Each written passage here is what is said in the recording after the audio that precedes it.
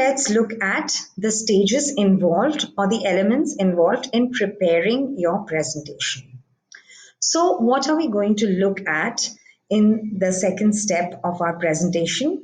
The first thing which we are going to look at is the content, the matter of the presentation, right? So, we know the topic, but what goes into it?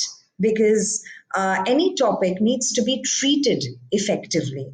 Again, keeping the audience in mind, keeping the duration in mind, keeping the number of people that are attending in mind, right? Then, so topic, matter, the content which needs to be supported by visuals. So, visuals perform various functions like they make a presentation attractive, they make a presentation more informative, or rather, they are able to make information more comprehensible, right? So, for example, if there's a graph or a pie chart, the information that is being presented to the audience becomes easier to understand. So, visuals have various kinds of purposes. Now, over here also, you can see that I have used a visual on my slide, but that is just to enhance the look of my presentation, right? And then the format and the layout. So, what kind of format will you be following for your presentation, and how will you be laying out your presentation? The layout, the look, the visual appeal, the aesthetic appeal of your presentation. So, first, let's go to content, right?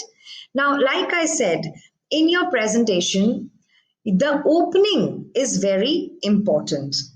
And we are not only going to look at the opening, but also at things that can overall make your presentation quite effective.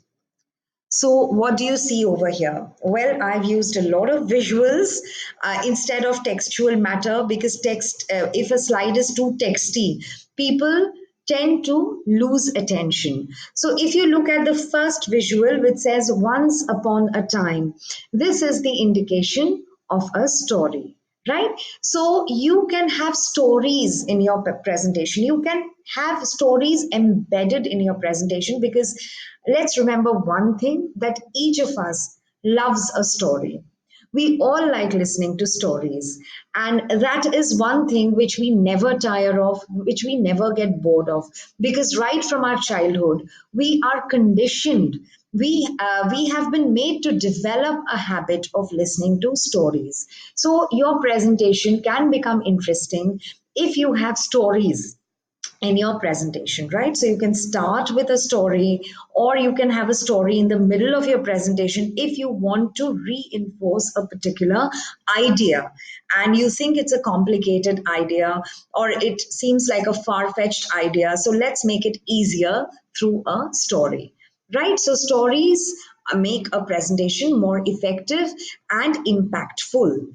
Then this visual or this image, what does it represent? It represents a video clip or a film. So if you have, say, a 30-minute presentation or a 20-minute presentation, you might want to show your audience something interesting. So if they see some animation or if they see people playing out a context, it might register, the idea that you're trying to convey might register better. So you can insert video clips in your presentation. The third image is that of pictures. Like you can see my presentation, for example, this slide has only pictures, and each picture indicates a point. So instead of text, you can also have pictures on your slide to make it just visually more arresting for your audience. The fourth image is that of graphs. I think I mentioned graphs earlier. It makes complicated matter very simple and easy to understand. So data can be graphically represented, which makes it easier for the audience to understand. Right? And graphs can also serve as a presentation tool for you. So you can keep referring to the graphs and you can explain your points or the figures better if you have them pictorially depicted.